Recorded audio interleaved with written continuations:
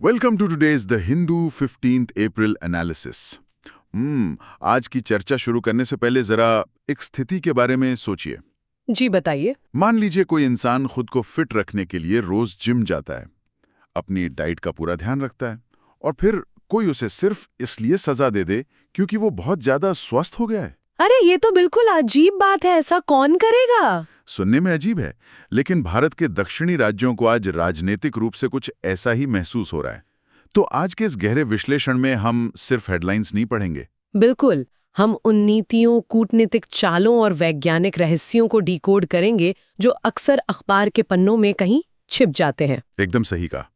विशेष रूप से यूपीएससी और एमपीएससी की तैयारी कर रहे उम्मीदवारों के लिए, या फिर गहरी समझ रखने वाले विचारकों के लिए आज का ये सत्र ना कनेक्टिंग द डॉट्स का एक मास्टर क्लास होने वाला है। तो चलिए इस उलझे हुए धागे को सुलझाते हैं। जी, और ये समझना बहुत जरूरी है कि कोई भी खबर शून्य में नहीं घटती। हम अक्सर जान लेते हैं कि क्या हुआ, लेकिन क्यों और कैसे कहीं पीछे छूट जाता है। एग्जैक्टली। तो शुरुआत उसी सजा वाले उदाहरण से करते हैं। मेरा मतलब है देश की जनसंख्या की और परिसीमन के मुद्दे से। ये अभी का सबसे बड़ा मुद्दा है। देखिए, केंद्र सरकार ने संविधान के 131वें संशोधन विधेयक और परिसीमन विधेयक के ड्राफ्ट को सामने रखा है। इसमें प्रस्ताव यह है कि लोकसभा सीटों का पुनर्वितरण अब 1971 की बजाय 2011 की जनगणना के आधार पर होगा। और इसका सीधा गणित ये है कि लोकसभा का आकार अब बढ़कर 850 सीटों तक पहुंच सकता है। 850 सीटें। तो इसका मतलब है कि उत्तर प्रदेश और बिहार जैसे राज्यों को तो बम्पर फायदा होने वाला है। बिल्कुल, लेकिन वहीं दूसरी तरफ तमिलनाडु और केरल जैसे दक्षिणी राज्यों का प्रतिनिधित्व संसद में कम हो जाएगा। तो मेरा सवाल ये है कि ये 1971 की जनगणना वाला जो पैमाना था, इसे इतने दशकों तक फ्रीज क्यों रखा गया था? हाँ, इसका एक बहुत ही शानदार ऐतिहासिक संदर्भ है। असल में 1970 के दशक में भारत सरकार ने जनसंख्या नियंत्रण को एक राष्ट्रीय मिशन बनाया था। अच्छा। और उस वक्त दक्षिणी राज्यों ने इस पे बहुत तेजी से और बहुत अच्छा काम किया। लेकिन उन्हें डर था कि अगर उनकी जनसंख्या कम हुई तो संसद में उनकी सीटें भी घट जाएंगी। तो ये तो वही जिम जाने वाली बात हो गई ना। जो छात्र क्लासरूम में शांति से बैठें, आप उनकी ही डेस्क छोटी कर रहे हैं। बिल्कुल सटीक उदाहरण है। इसी डर को खत्म करने के लिए, संघीय समानता बनाए रखने के लिए 1976 में परिसीमन को 71 की जनगणना पर फ्रीज कर दिया गया था। समझ गया। लेकिन अब 2011 के आंकड़ों का इस्तेमाल करना उनके लिए एक तरह का पेनाल्टी क्लॉज बन गया है। खैर, देश की इन आंतरिक सीमाओं को सुलझाने के साथ साथ ना बाहरी सीमाओं पर भी एक नई सख्ती दिख रही है। आप गृह मंत्रालय की नई निर्वासन नीति की बात कर रहे हैं ना, डिपोटेशन पॉलिसी। जी। इसमें जिला स्तर पर विशेष टास्क फोर्स बन रही हैं और उच्च सुरक्षा वाले होल्डिंग सेंटर्स बनाए जा रहे हैं, ताकि बांग्लादेश और म्यांमार के जो अवैध प्रवासी हैं उनकी पहचान करके उन्हें वापस भेजा जा सके। ये एक बहुत बड़ा प्रशासनिक कदम है। लेकिन एक मिनट, म्यांमार में तो अभी भयंकर गृहयुद्ध चल रहा है। क्या अंतर्राष्ट्रीय कानूनों के तहत किसी को ऐसे वॉर जोन में वापस भेजा जा सकता है? ये होल्डिंग सेंटर्स जमीन पर काम कैसे करेंगे? देखिए, ये एक बेहद जटिल सवाल है, और यहीं पर हमारी राष्ट्रीय संप्रभुता और अंतर्राष्ट्रीय मानवाधिकार आमने सामने आ जाते हैं। वो कैसे? अंतर्राष्ट्रीय कानून में एक सिद्धांत है नॉन रिफाउलमेंट का। ये कहता है कि आप किसी भी व्यक्ति को ऐसे देश में वापस नहीं भेज सकते जहां उसकी जान को सीधा खतरा हो। लेकिन भारत का स्टैंड तो इस पर अलग है। एग्जैक्टली। भारत का तर्क है कि वो 1951 के रेफ्यूजी कन्वेंशन का हिस्सा नहीं है, इसलिए उस पर यह बाध्यता सीधे तौर पर लागू नहीं होती। और ये जो जिला स्तर पर टास्क फोर्स बन रही है, ये दिखाता है कि सरकार अब प्रवासियों की पहचान का काम सिर्फ सीमा सुरक्षा बल यानी बीएसएफ पर नहीं छोड़ रही है। इसे विकेंद्रीकृत करके स्थानीय पुलिस को सौंपा जा रहा है। ये सुरक्षा का एक नया आक्रामक ढांचा है। आंतरिक और बाहरी सुरक्षा के बाद अब जरा आर्थिक सुरक्षा और बुनियादी ढांचे की बात कर लेते हैं। शासन के दो बिल्कुल अलग रूप देखने को मिल रहे हैं अभी। बिल्कुल। नीतियां किस तरह से दो अलग दिशाओं में काम करती हैं, ये उसका बेहतरीन उदाहरण है। एक तरफ देखिए, पंजाब में मुख्यमंत्री भगवंत मान ने मुख्यमंत्री मावा ध्यान सत्कार योजना शुरू की है। इसमें सामान्य वर्ग की महिलाओं को 1000 रुपए और अनुसूचित जाति की महिलाओं को 1500 रुपए हर महीने दिए जाएंगे। जी। और वहीं दूसरी तरफ प्रधानमंत्री नरेंद्र मोदी ने 12,000 करोड़ रुपए के 6 लेन वाले दिल्ली देहरादून एक्सप्रेसवे का उद्घाटन किया है। इससे यात्रा का समय घटकर मात्र 2.5 घंटे रह जाएगा। ये दोनों नीतियां एक साथ क्या कहानी कह रही हैं? असल में ये दोनों नीतियां किसी भी विकासशील राज्य के दो सबसे महत्वपूर्ण आर्थिक स्तंभ हैं। पंजाब का जो मॉडल है वो डायरेक्ट बेनिफिट ट्रांसफर यानी डीबीटी है। मतलब सीधा पैसा हाथ में देना। बिल्कुल।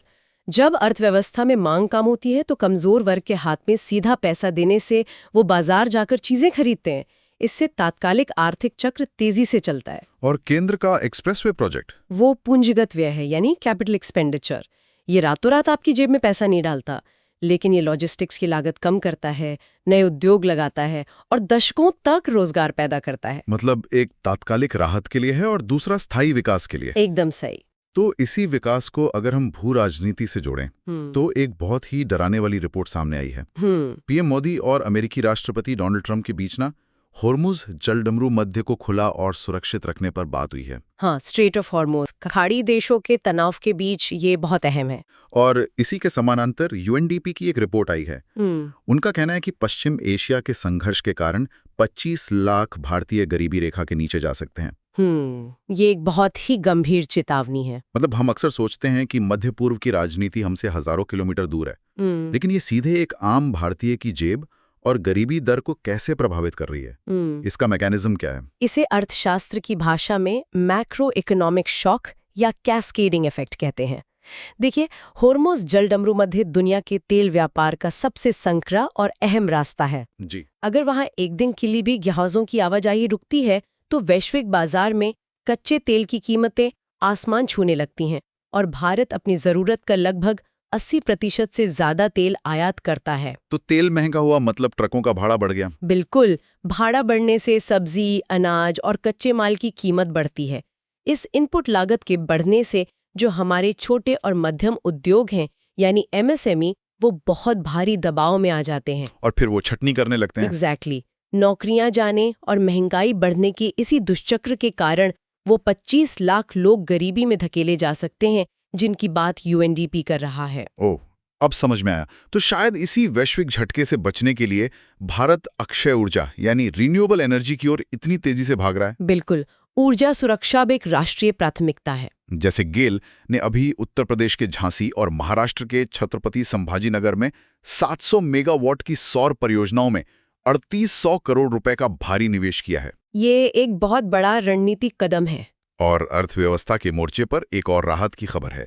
वित्त वर्ष 2026 में भारत की ऑटोमोबाइल थोक बिक्री 2.83 करोड़ यूनिट के रिकॉर्ड स्तर पर पहुंच गई है। ये आंकड़े बहुत कुछ कहते हैं। मध्य पूर्व की इसी अनिश्चितता ने ये साबित कर दिया है कि भारत के लिए सोलर या विंड एनर्जी सिर्फ पर्यावरण बचाने का साधन नहीं है। तो और क्या है? ये रणनीतिक ऊर्जा सुरक्षा का मामला है। और ये जो ऑटोमोबाइल सेक्टर का रिकॉर्ड है, ये दिखाता है कि इतने बाहरी झटकों के बावजूद भारत की घरेलू मांग बहुत मजबूत है। ये अर्थव्यवस्था को एक बड़ा सुरक्षा कवच दे रही है।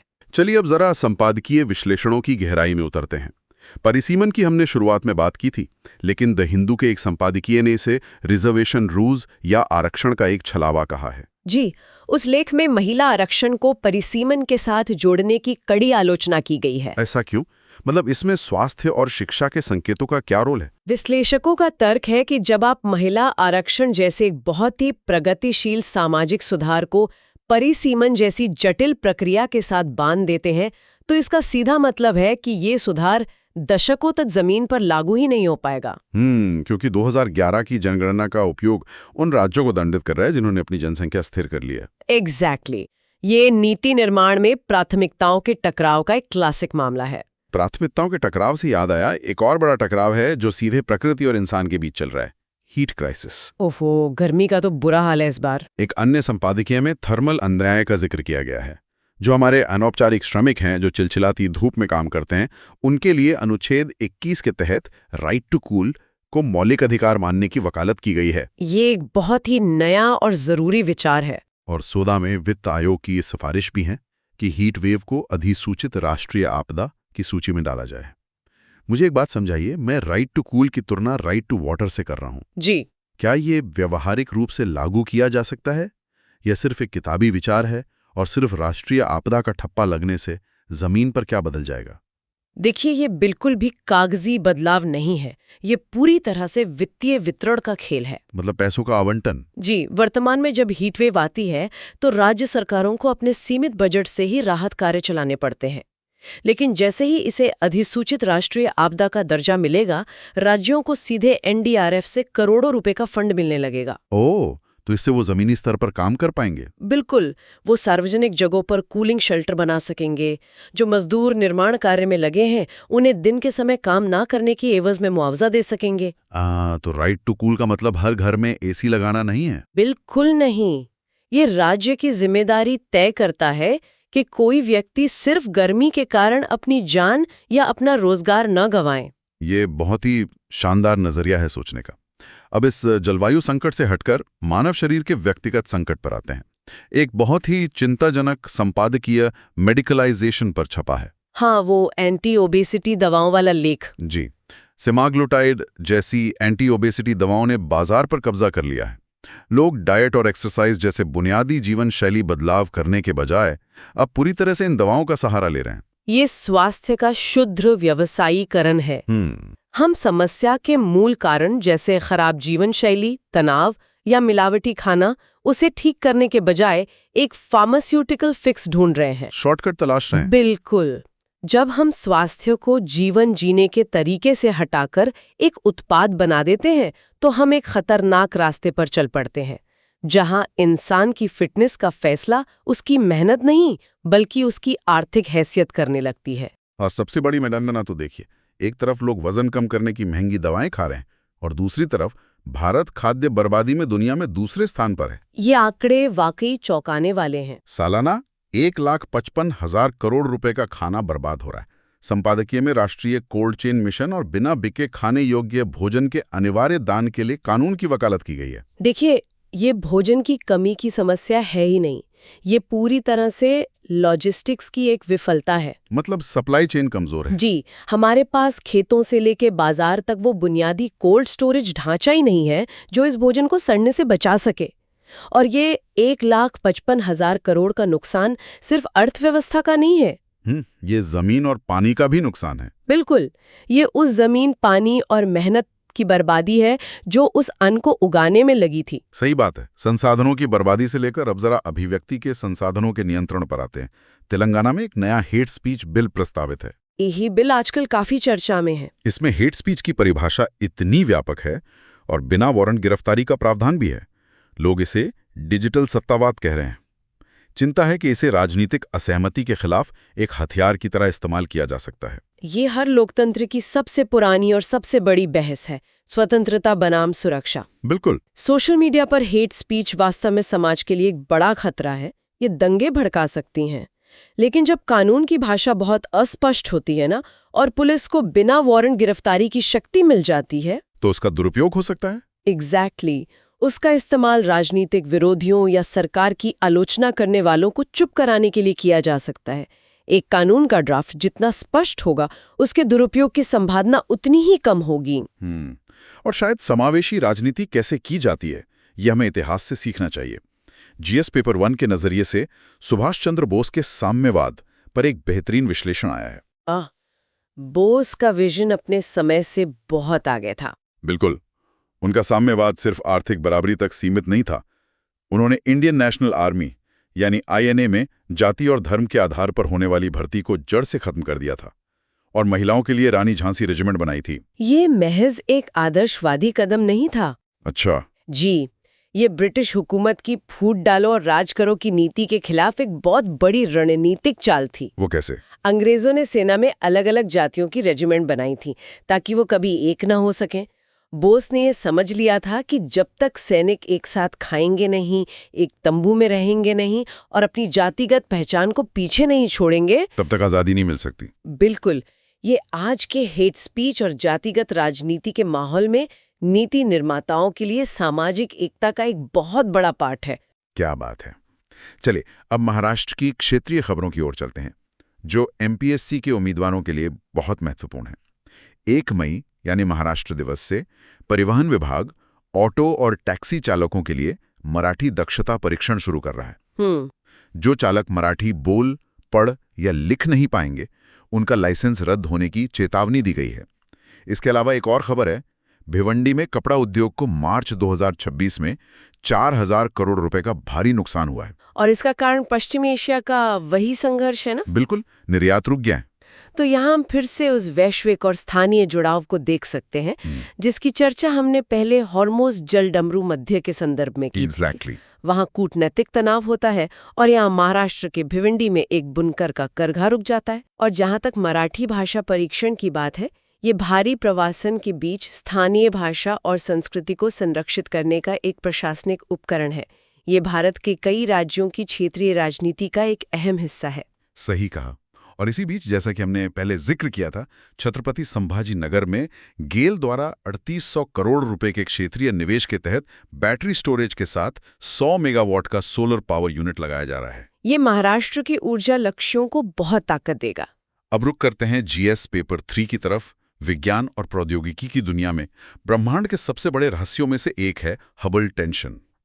कॉस्मोलॉजी का सबसे दिलचस्प विषय। ब्रह्मांड के विस्तार की दर को लेकर वैज्ञानिक बिल्कुल बटे हुए हैं।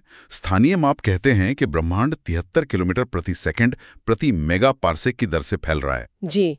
लेकिन जो कॉस्मिक माइक्रोवेव बैकग्राउंड का डेटा है, वो 67 की भविष्यवाणी करता है। ये बिल्कुल वैसा ही है जैसे मेरे पास 2 अलग अलग GPS ऐप्स हों और दोनों एक ही मंजिल पर पहुंचने का बिल्कुल अलग अलग समय बता रहे हों। और मजे की बात यह है कि ये दोनों ही GPS ऐप्स, यानी दोनों ही वैज्ञानिक तरीके, अपने आप में एकदम सटीक हैं। अगर दोनों सही हैं और फिर भी नतीजे अलग हैं, तो इसका क्या मतलब है? इसका सीधा अर्थ ये है कि ब्रह्मांड को समझने के हमारे स्टैंडर्ड मॉडल में कोई बहुत बड़ी चीज छूट रही है। मतलब कोई नई थियरी आनी बाकी है? बिल्कुल। क्या कोई नई डार्क एनर्जी है, या भौतिकी का कोई ऐसा नियम है जिसे हमने अभी तक खोजा ही नहीं है? ये आधुनिक विज्ञान का सबसे बड़ा संकट भी है और सबसे बड़ा अवसर भी। कमाल की बात है। ब्रह्मांड के इस विशाल पैमाने से अब मानव शरीर के सबसे छोटे हिस्से पर आते हैं, जीरियाट्रिक स्टेम सेल थेरेपी। ये मेडिकल साइंस में एक बड़ी सफलता है। रिसर्च में सामने आया है कि बुजुर्गों में मेसेनकाइमल स्टेम सेल, जिसे लोमासेल बी कहा जा रहा है, उसके केवल एक इन्फ्यूजन से शारीरिक कमजोरी को उलटने के प्रमाण मिले हैं। क्या ये स्टेम सेल शरीर में एक रिपेयरमैन की तरह काम करता है, जो पुरानी कोशिकाओं को फिर से जवान कर देता है? आप इसे एक बायोलॉजिकल रिपेयरमैन ही कह सकते हैं। देखिए, उम्र के साथ हमारे शरीर में सूजन और कमजोरी बढ़ती है जी। ये लोमासेल बी स्टेम सेल्स शरीर में जाकर उस सूजन को कम करते हैं और ऊतकों के पुनर्निर्माण को बढ़ावा देते हैं। ये सिर्फ बुढ़ापे के लक्षणों को दबाता नहीं है, बल्कि कोशिकाओं के स्तर पर जाकर शरीर की उम्र बढ़ने की प्रक्रिया को ही धीमा कर रहा है। एक तरफ हम स्टेम सेल से बुढ़ापे को हरा रहे हैं और ब्रह्मांड के फैलने की गति नाप रहे हैं, लेकिन दूसरी तरफ हम जमीन पर बुनियादी सुरक्षा में आज भी कितने पीछे हैं? आप छत्तीसगढ़ के हादसे की बात कर रहे हैं ना? हाँ, छत्तीसगढ़ में वेदांता लिमिटेड के पावर प्लांट में बॉयलर फटने से 9 मजदूरों की मौत हो गई। ये औद्योगिक जोखिम प्रबंधन में एक बहुत बड़ी खामी है। ये तकनीकी प्रगति और प्रशासनिक विफलता के बीच का सबसे कड़वा विरोधाभास है। बिल्कुल। हमारे पास कटिंग एज मेडिकल साइंस है, लेकिन कारखानों में बॉयलर का दबाव नापने का जो बुनियादी प्रोटोकॉल होता है, उसका पालन नहीं किया जा रहा है। ये हमारी रेगुलेटरी ओवरसाइट यानी नियामक निगरानी की भारी कमी को उजागर करता है। और नियमों की इसी अनदेखी का असर पर्यावरण पर भी पड़ रहा है। मध्य प्रदेश से खबर है, नर्मदा नदी में एक धार्मिक अनुष्ठान के तहत 11,000 लीटर दूध बहा दिया गया। ये नदी के इकोसिस्टम के लिए बहुत खतरनाक है। इसका वैज्ञानिक पहलू समझना बहुत जरूरी है श्रोताओं के लिए। जब इतना सारा कार्बनिक पदार्थ नदी में जाता है, तो पानी में मौजूद घुलित ऑक्सीजन तेजी से कम होने लगती है, जिसका सीधा मतलब है कि पानी का BOD यानी बायोकेमिकल ऑक्सीजन डिमांड का स्तर बहुत बढ़ जाता है और जलीय जीवों का दम घुटने लगता है। मेरा सवाल यह है कि क्या धार्मिक आस्था और विज्ञान के बीच कोई बीच का रास्ता नहीं है, बिना किसी को ठेस पहुंचाए? बिल्कुल बीच का रास्ता है, लेकिन वो प्रतिबंधों से नहीं, संवाद से निकलेगा। BOD स्तर का बढ़ना वास्तव में नदी की पारिस्थितिकी के लिए घातक है, क्योंकि बैक्टीरिया उस दूध को सड़ाने के लिए पानी की सारी ऑक्सीजन खींच लेते हैं। नीति निर्माताओं को धार्मिक गुरुओं के साथ मिलकर काम करना होगा, ताकि अनुष्ठान का स्वरूप प्रतीकात्मक हो जाए। एग्जैक्टली, और पर्यावरण को भी नुकसान ना पहुंचे। समाज और व्यवस्था के टकराव के कुछ और उदाहरण भी हैं आज की न्यूज में। 2019 में श्रम क्षेत्र में 4 लेबर कोड के एक तरफा लागू होने के खिलाफ नोएडा और हरियाणा में फैक्ट्री कर्मचारियों ने भारी विरोध किया है। वो समान न्यूनतम वेतन की मांग कर रहे हैं। ये श्रम सुधारों के लागू होने की सबसे बड़ी चुनौती है। वहीं शहरी नियोजन की बात करें तो बेंगलुरु में सड़क चौड़ीकरण का काम रुका हुआ है, क्योंकि सरकार नगद मुआवजे के बजाय लोगों को टीडीआर दे रही है। Transferable development rights. जी, जिसे जमीन के मालिकों ने मृगतृष्णा बताकर खारिज कर दिया है। ये टीडीआर आखिर काम कैसे करता है और लोग इसे क्यों नहीं लेना चाहते? देखिए, टीडीआर को समझना बहुत आसान है। मान लीजिए सरकार ने सड़क चौड़ी करने के लिए आपकी जमीन ले ली। हाँ। अब सरकार आपको नगद पैसा देने के बजाय एक सर्टिफिकेट दे देती है। अच्छा। इस सर्टिफिकेट का मतलब है कि आप शहर में किसी दूसरी जगह पर अपनी इमारत में कुछ अतिरिक्त मंजिलें बना सकते हैं या इस हवा में बनाने के अधिकार को किसी बिल्डर को बेच सकते हैं। लेकिन समस्या क्या है इसमें? समस्या ये है कि अगर रियल एस्टेट बाजार मंदा चल रहा है या कोई बिल्डर वो सर्टिफिकेट नहीं खरीद रहा, तो वो कागज का टुकड़ा आपके लिए बिल्कुल बेकार है। इसीलिए लोग इसे एक छलावा या मृग तृष्णा मान रहे हैं। बहुत ही स्पष्ट उदाहरण था ये। जी। और जब अधिकारों और बाजार की बात हो रही है तो मनोरंजन उद्योग का संकट भी देख लेते हैं। फिल्म जन नायकन रिलीज होते ही लीक हो गई। डिजिटल पायरेसी आज के समय का सबसे बड़ा सरदर्द है। इसके बाद सिनेमेटोग्राफ एक्ट 2023 के संशोधन पर चर्चा तेज हो गई है, जिसमें पायरेसी के लिए फिल्म के कुल बजट के 5% तक के जुर्माने का प्रावधान किया गया है। डिजिटल युग में जहां एक क्लिक पर कॉपी बन जाती है, वहां बौद्धिक संपदा को बचाना वाकई एक बड़ी चुनौती है। बिल्कुल, कानून को तकनीक के साथ कदम से कदम मिलाकर चलना होगा। चलिए, अंत में राजनीति के एक बहुत बड़े बदलाव पर नजर डालते हैं। बिहार में 2 दशक के युग का अंत हो गया है। जी, ये एक बहुत बड़ा राजनीतिक घटनाक्रम है। नीतीश कुमार ने मुख्यमंत्री पद से इस्तीफा दे दिया है और अब सम्राट चौधरी राज्य के पहले भाजपा मुख्यमंत्री बनने के लिए तैयार हैं। इसे आप कैसे देखती हैं? एक अकादमिक और नीति विश्लेषक के रूप में अगर कहूं तो ये सत्ता परिवर्तन सिर्फ चेहरों का बदलाव नहीं है। तो और क्या है? ये देखना बहुत दिलचस्प होगा कि नए नेतृत्व के आने से बिहार की जातिगत जनगणना की राजनीति, आरक्षण की सीमाएं और राज्य की औद्योगिक नीतियों में क्या नए मोड़ आते हैं, क्योंकि इसका असर सीधे तौर पर राष्ट्रीय राजनीति पर पड़ेगा। तो आज हमने इस लंबे और गहरे सफर में क्या कुछ नहीं देखा। परिसीमन के जरिए राजनीतिक सीमाओं के सिकुड़ने और फैलने से लेकर हॉर्मुज जलडमरू मध्य के तनाव का सीधा असर हमारी जेब और भिवंडी के मजदूरों पर होते हुए देखा। और यही कनेक्टिंग द डॉट्स की असली ताकत है, चाहे वो हीट वेव के लिए राइट टू कूल का नया अधिकार हो या फिर ब्रह्मांड की गति नापने का विज्ञान। बिल्कुल। एक जागरूक इंसान और खासकर एक सिविल सेवा उम्मीदवार के लिए ये समझना जरूरी है कि हर खबर एक दूसरे से गहराई से गुंथी हुई है। एकदम सही। और इसी के साथ आज मैं एक ऐसा सवाल छोड़ना चाहता हूं जिस पर खुद विचार करना बहुत जरूरी है। जी बताइए।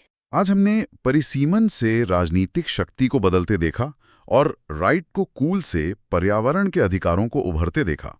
सोचने वाली बात यह है कि भविष्य के भारत में एक आम नागरिक की असली ताकत किससे तय होगी? उसके भूगोल से, उसके पर्यावरण से या उसकी तकनीक तक पहुंच से? ये एक बहुत ही गहरा और सोचने पर मजबूर करने वाला सवाल है। इसी विचार के साथ आज के इस गहरे विश्लेषण को यहीं समाप्त करते हैं। हमारे साथ इस वैचारिक सफर पर चलने के लिए बहुत बहुत धन्यवाद और अगले विश्लेषण के लिए तैयार रहें।